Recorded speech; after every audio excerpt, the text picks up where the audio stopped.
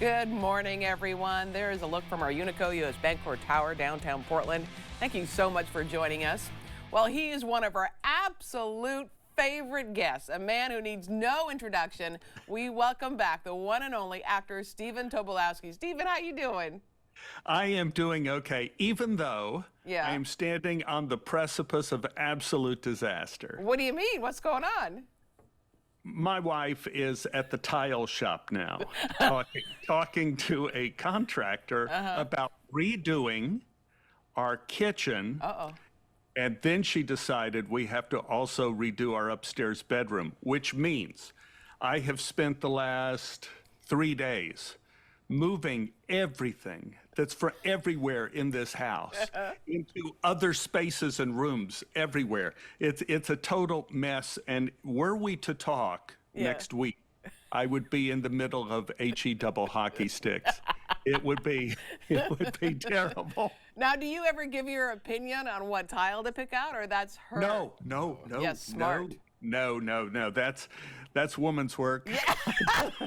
I've learned over the years not to interfere because them's fighting words if you pick the wrong tile. Exactly, and don't ever pick the grout. You're not allowed to pick the grout.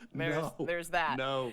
So tell me, how are the grandkids doing? Dior and Ember, how are they? As cute as can be? Well, I'm on baby duty today. Oh, great. I am on baby duty. While Ann is at the tile store, when I finish here, I am getting in my little car and, there's baby Ember. I am picking up the one in yellow, little baby Ember.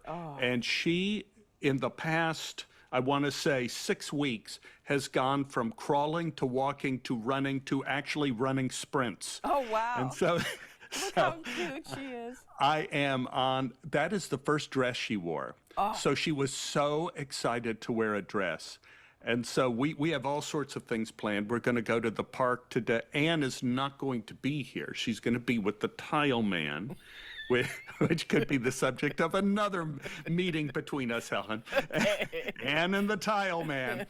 And I am going to be chasing little baby Ember around the park. Oh, I love it. I love it. Hey, let's talk a little bit about Dior. She's getting so big. So big, so beautiful, gosh. so big. I don't know if we discussed this, at which age the female gene kicks in. But for Dior, it kicked in early. I picked her up from school, and stop me if I told you this story, because I picked her up from school, and I was just trying to quiet her down because she was so excited in the back seat. And I said, well, sweetie, I got a couple treats for you when we get home. And Ann is looking at me like, don't say double treats. So anyway, we get home and I'm playing. Dior is painting. She likes to paint now. And so she was painting and she turned around, looked at me and goes, Papa, you were saying that you had a couple treats for me. Maybe it's a good idea if you give me the first one now so you don't forget. And I'm going like, okay, darling. Whatever you want. Whatever you want, my dear. I'm at your beck and call. She is so smart. She is so beautiful. She is so bright. I've never met anyone like her in my life, how profound she is. She sees through everything, and I miss her dearly. We've been doing, Annie and I, we've been giving the kids a break so they could go out to dinner and taking both babies for an all-nighter. Wow. So we'll bring them and we'll put them in bed over here so they can have dinner and one night of peace. And Dior is, so the other night I was in bed reading Dior a story about, I think it was about the raccoons and wait until the moon is full. And so we're lying in bed, the lights are down low. I'm lying in bed with her, she's in bed. And she says, Papa, I don't want to hear about the raccoons. I said, you don't? She says, tell me what it was like when you were my age. Oh. What, when I was like 3 going on 4? Yeah. Yes. And I go, well, I remember my first memory when I was 2.5 years old and I saw a spider on a wall. And I told her the story about how Jill Wortham, my next door neighbor, came over with a big refrigerator box. And Dior never knew what a refrigerator box is. And Jill says, "Do you want to play with me in this?" And I go, "Yes."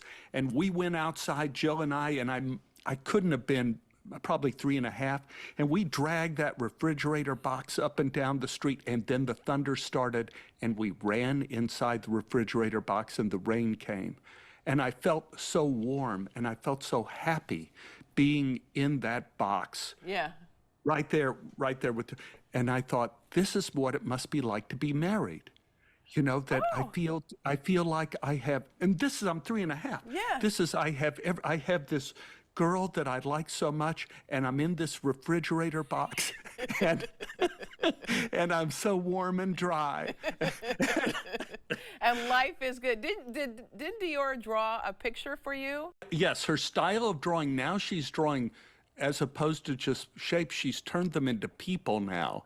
And I think she's, Charles Chagall's got nothing on her. Right. I think she's got it going there. So yeah, this is our family.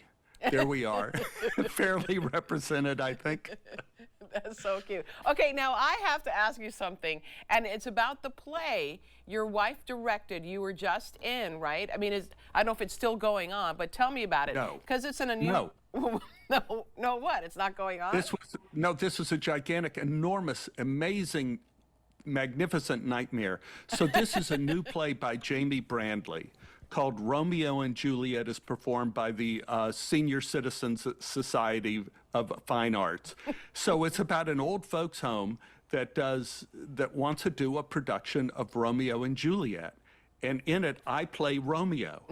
And so, of course, in old folks homes, the guys are usually dead by then. Yeah. So it's mainly women who play all the other parts. This is the scene, this is the balcony scene. There's my Juliet. And kind of the plot of the story is that my girlfriend at the old folks home wants to play Juliet.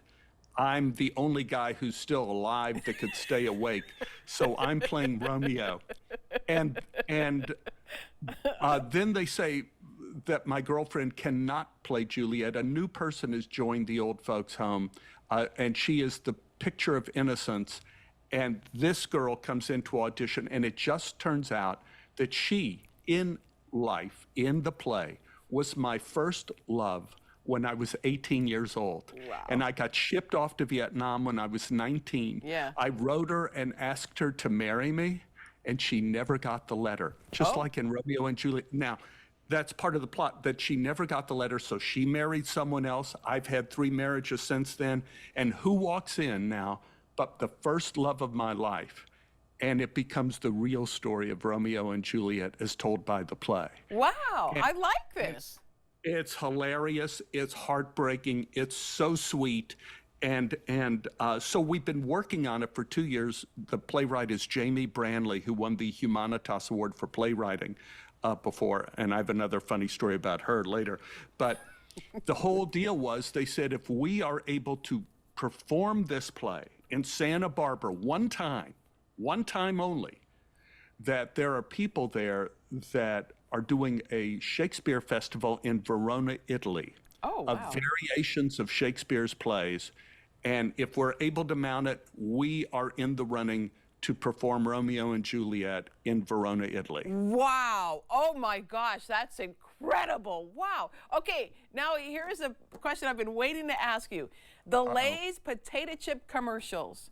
We, in the office, we were glued waiting for your next one, and then the next one, and then the next one. So yes, so was I. Yeah, explain how it all went down. Like, what was the idea? I was doing a movie on Tuesday. I get out of the movie on Tuesday, and I have a call on my cell phone from my agent in New York, my agent in LA, and my manager saying, call us immediately. So this is like huge news. So I called them immediately, and they go, Stephen, you're going to be the new spokesperson for Frito-Lay, and we shoot tomorrow. And I go, what? Yeah. What am I shooting tomorrow? They'll send you scripts later. So I'm 73 years old. I have no scripts, which means I have a 0 chance of learning my lines. So they send me these scripts. I'm up all night trying to learn them. and then I get to the set in the morning and they say, oh, we're trashing those scripts. We're doing new scripts. And I said, let me explain something. I will not be able to learn these lines. So he said, well, let's just make stuff up. It's going to be based on, Groundhog Day. And so these writers were terrific. And we go there and I said, well, remember, in Groundhog Day, there's one time when Bill is like not mean, he's the king. And so we did 8 of these commercials in one day. Wow. One day. And now here's the sad part of the story. First of all, the commercials, everybody loved them. Yes. Oh, they're fantastic. Yeah. Based on Groundhog Day, and I'm really playing the Bill Murray character, and Artemis is playing me, sort of, as the Ned Ryerson character, and I keep buying Lay's coming through the store. So I get this article on the what we call the internet, saying that this is going to be one of the highlighted commercials on the Super Bowl. And I'm going like, oh my God. So I call my agent in New York and I go, is this true? Are they going to run these commercials on the Super Bowl? And he goes, no, that was never part of the plan. But if they do, and he starts figuring stuff out, he says, they owe you an extra $5.7 million. What? Yes. That means I could have bought your station. And so I'm glued to the set watching the Super Bowl saying, come on, baby, come on. Show me buying those Lay's potato chips. But they didn't. So I didn't make the $5.7 million. And I was just out of luck. You know, shucks. They're fantastic commercials, and I want to have our viewers, if they haven't seen them, I want to have them see the last one that you did, so check it out. Oh. Here we go again. The store just won't close. Ooh, looky who's got Lay's. Are we in hell? Security! Spicy customer with the Lay's Flamin' Hot registered too. Let me out of here. Do you know how many Lay's flavors there are? No. You're never getting out of here. We haven't even gotten to the Lay's Veggie Poppables yet. Ooh, they make veggie poppables? That's so great. And you know, the actress that you're working with, you two really have, there's a charisma there. There's chemistry there. Yeah, and we worked together on the Goldbergs for a couple years too. Yeah. She was on Always Sunny in Artemis was on Always Sunny in Philadelphia, but we worked together on the Goldbergs and had a great time. So we knew each other. Yeah. Which was great. And so she's fantastic at improvisation, and we had no idea what we were doing, but the director was so good and the writers were so good. Yeah. The only problem they had is they did teleprompters on either side of the camera, so we could kind of look to see what lines we were supposed to say. Yeah. Oh, that's good. And they would always put my entire name, Stephen Tobolowsky, and then Stephen Tobolowsky thinks a little bit about what Artemis is saying, and then I'm going like, where's the line? Where's the line? Just get me to the line. Don't put my whole name. It's so long. It just covers the teleprompter. Yeah. Just get to the line, my friends. So it was useless. The teleprompter was useless, but they were lovely people. The Frito-Lay people were terrific, and it was amazing group of directors and the people who made it, the lighting and sound, all those guys were perfect, which you have to be to do something that fast. 8 commercials in one day. It was ridiculous. I just thought it was so fun. Again, everyone in our office. Oh, wait, no, Steven's back on again. Here he goes. Oh, look at this. And then we realized they were separate commercials and the whole story as it went along. Yeah, the whole story of Groundhog Day redone in Lay's potato chips. Yeah. Now, there was only one problem in the whole shoot, and that was security was not great at one time, and some old fellow came into the store to actually buy something. And so I'm getting ready to make my entrance, and Artemis is and the guy comes with his cart, what they call a bogey. He's coming in the car and goes, excuse me, do you know where the imported beers are? And I go, No, I don't work here, but if you find the imported beers, let me know. And off he goes, and then the police rush in, grab him, and pull him out of the store. Oh, poor guy. Poor guy. I wanted to say I'm so sorry about your father's passing. Oh, it was an amazing thing. Because there he is, there's Dad, 101, and I Isn't had that just visited him in Dallas. He was not ill. You know, Yeah. bless his heart, he was not ill. He was 101 going on 102. My sister was visiting him. He said he wanted to get breakfast. He got up out of bed on his own, went to get breakfast, came back, lay down in bed, and 2 hours later he was gone. Wow. And so if, you know, it's always a terrible thing, but the funeral was beautiful. Yeah. And it was wonderful in terms of everybody getting together. And that's what Dad did his entire life, was bring people together. And thank you. You know, he's so much of what I became. Dad was a man who taught me responsibility and taught me that you don't do anything without hard work. And the Frito-Lay commercial was point of that. I'm sure he was so super proud of you. He must have been. Yeah. Stephen, thank you so much. Always great to talk with you. Give kisses to Dior and Amber. Thank you. You got him. All right, we'll be right back with more AM Northwest. Don't go away.